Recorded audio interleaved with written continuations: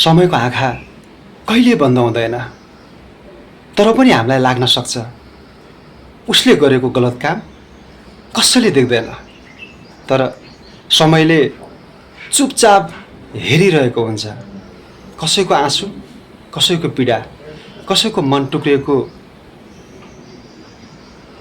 समयदेखि कसैले लुकाउन सक्दैन। समय न बोल्न सक्छ, न तुरुन्तै जवाब दिन सक्छ। जब समयले फर्केर जवाब दिन्छ नि, साह्रै गहिरो हुन्छ। त्यसैले अरूको मन दुखाएर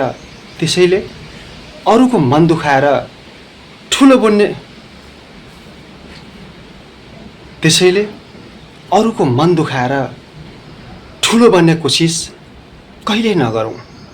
समयले एक दिन तपाईको कर्म अनुसार सबैको हिसाब किताब अवश्य गर्छ।